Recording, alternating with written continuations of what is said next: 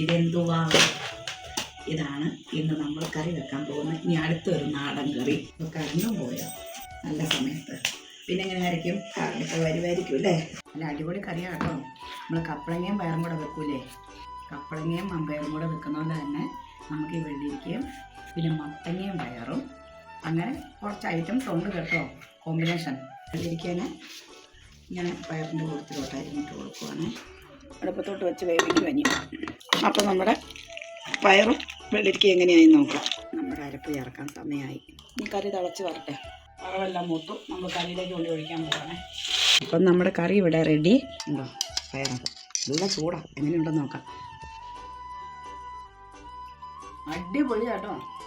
നാടനായിട്ട് വെച്ച ഈ കറി അടിപൊളി സൂപ്പറായിട്ടുണ്ട്. ഇനി നല്ലൊരു വീഡിയോയുമായി മറ്റൊരു വീഡിയോയുമായി കാണുന്നത് വരെ അതുവരേക്കും എല്ലാവർക്കും ബൈ.